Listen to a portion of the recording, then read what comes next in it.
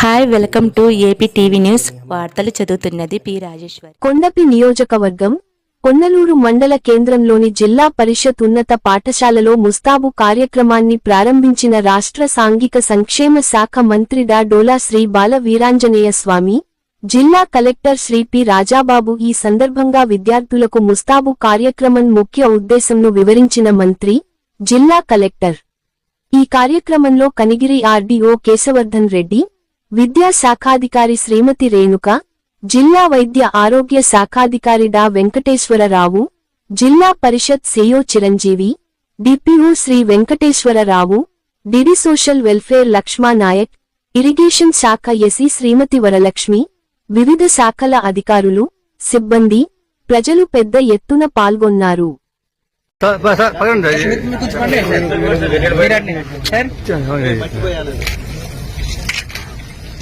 Collector గారికి, పెద్దలందరికీ నమస్కారం.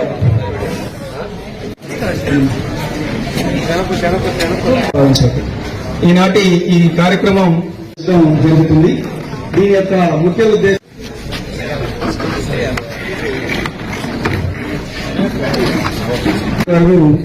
ఈ కార్యక్రమాన్ని మన్యం జిల్లా కలెక్టర్ గారు అమలు చేస్తున్నారు. దాని యొక్క ఫలితాలని సూత్రప్రాయంగా అంగీకరించడం జరిగింది. దాంట్లో భాగంగా నేటి నుండి ఈ కార్యక్రమం అన్ని పాఠశాలలో వారు రెడీ కావడానికి కావాల్సిన వస్తువులు ప్రతి క్లాస్ రూమ్ లో కల్పించి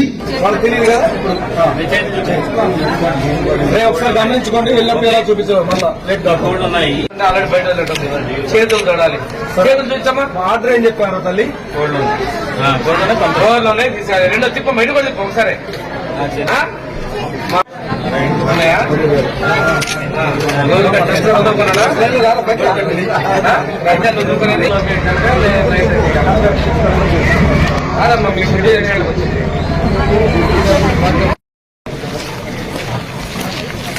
చదువుకోవటం మంచి అలవాటు.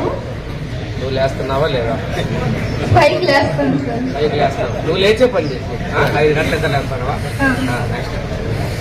తర్వాత బాగా చక్కగా బ్రష్ చేసి స్నానం చేసిన తర్వాత జడ దూకొని చక్కగా యూనిఫామ్ వేసుకొని బూట్లు తొడుక్కొని స్కూల్ కి యూనిఫామ్ ప్రయోగించారు. దానికి మంచి ఫలితాలు కూడా సాధించారు. మన అంటే పర్సనల్ హైజీన్ మీద వాళ్ళకి అవేర్నెస్ కలిగించి దానికి చర్యలు తీసుకున్నారు. ఎవరైతే రేగుల్లో పెరిగేటువంటి నులు పురుగు ఏది ఉందో అది చక్కగా నోరు తెచ్చుకొని తింటూ ఇంటర్ వాకింగ్, తర్వాత ఇలా, తర్వాత ఇలా నెయిల్స్, తర్వాత ఇలా తంబు. చాలా మందికి నులు పురుగులు పడతా ఉంటాయి. మోషన్ లో ఉన్నాయి కదా, అవి సబ్బుతో చేతులు కడుక్కొని గోర్లు కూడా అలా తీసేసి కడుక్కుంటే మళ్ళీ రావు. ఇంట్లో మనకు అన్నం పెట్టి అమ్మకున్నా కానీ ఇంట్లో పిల్లలందరికీ వస్తాయి. మీ చేతుల్లో అన్ని ఒకరికొకరికి తీసుకుని నేను పెట్టినా కానీ వస్తాయి. అందువల్ల ఒకళ్ళ నుంచి ఒకరికి ఆ జబ్బు రాకూడదు. పేగులో ఉండలు తయారైపోయి కడుపులో నొప్పి వచ్చేస్తుంది, ఆపరేషన్ చేయాల్సి వస్తుంది. చిన్న జాగ్రత్తల వల్ల ఇది రాకుండా చేసుకోవచ్చు. కాబట్టి చేతులు కడుక్కోవాలి. నులు పురుగులతో పాటు ఏలిపాములు, వానపాములు లాంటి ఎర్రలాంటివి కొంతమంది మోసంలో పడిపోతాయి. అవి పేగులు లోపల రోజు రక్తం తాగుతూ ఉంటాయి. నువ్వు తిన్నాను సగం తింటా ఉంటాయి. అందుకే మీకు రక్తం తగ్గిపోతూ ఉంటుంది. ఇవన్నీ రాకుండా ఉండాలి అంటే చేతులు కడుక్కోవాలి. గవర్నమెంట్ వాళ్ళు మన నర్సు మింగించేటువంటి సంవత్సరానికి 1-2 సార్లు మింగిస్తారు ఆల్పెండ జోలు. ఆ పిల్లలు మింగాలి మనం. అవి మింగిన తర్వాత జాగ్రత్తగా ఉంటే మీతో పాటు ఇంట్లో అందరి ఆరోగ్యం బాగుంటుంది. మీరు చెప్పాలి. ఇంట్లో మీరు చూస్తూ ఉంటారు, పొలాల్లో పోయేస్తారు, డబ్బాలు పడేసేస్తారు, మళ్ళీ వంట పనులు చేస్తారు. కానీ చేతులు కడుక్కోవాలి అనేది.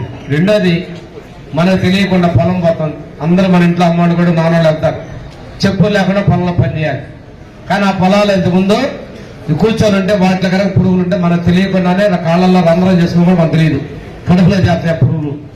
అందుకని ఇంటికి వచ్చిన తర్వాత కూడా చెప్పులుగా కాళ్ళు కడుక్కోమని చెప్తాం. కాళ్ళు కడుక్కోవాలి, చెప్పులు వేసుకోవాలి. సాక్స్ వేసుకున్నారు. ఈ జాగ్రత్తలు తీసుకుంటే సగం చెప్పులు రావు.